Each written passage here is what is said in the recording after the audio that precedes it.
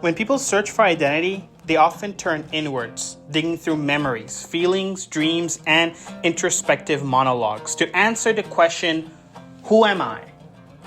But what if we thought of it in a different way?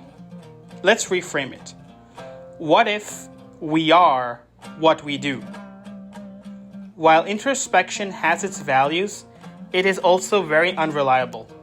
Our minds are master storytellers. They're capable of literally rationalizing everything, rationalizing contradictions, and shielding us from unpleasant truths.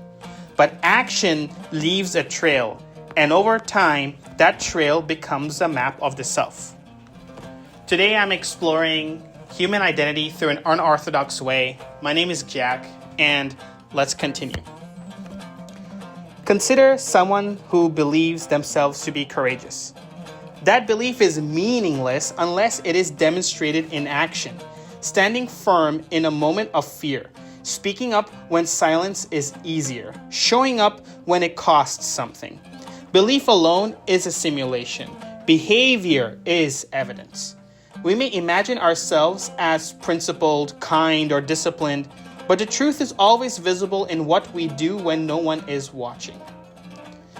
There's also another layer to this. For those who aim to build themselves like a system, the lesson is clear. Identity must be enacted, not proclaimed. In the same way as institutions are defined not by their mission statements, but by their policies and operations, individuals should define themselves not by how they move through the world, but what they build, how they treat others, and what they prioritize under pressure.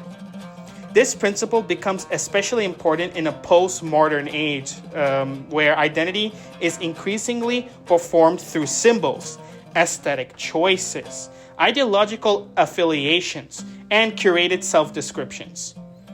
But what I'm trying to remind us, if we have forgotten, is that self-description is not self-definition.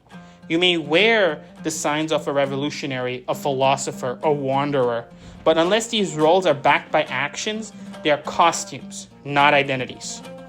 There's also a liberating side to this point of view, that identity is malleable. You don't need to wait for an internal transformation before you're becoming who you wish to be. You simply need to start acting as if you already are. Behavior shapes cognition. A person who wakes up early, exercises, and creates and contributes consistently will begin to feel like a disciplined, intentional being. The change doesn't begin in the soul. It begins in the schedule. This is also particularly valuable point of view for anyone navigating multiplicity. Those who move in between languages, cultures, roles, or moral frameworks. You do not need to resolve all the contradictions before acting. You simply need to choose the behaviors that reflect the identity you wish to inhabit. Over time, those behaviors will speak louder than confusion, louder than doubt. This approach also invites humility. No one can escape the hypocrisy entirely. But with this point of view, one can not hide behind intentions. Identity becomes a self-discipline. It requires maintenance, repetition, and ritual. Inaction, even well-reasoned, erodes it. Small choices made daily accumulate into character. Thus, in a world obsessed with self-expression, I am calling for self-enactment. If you want to become someone different, do not wait for a shift in feeling. Move, act, build, speak, do. Behaviors become identities, and identity becomes reality. So, do you think we are what we do? And identity is as malleable as changing our actions? Or do you disagree?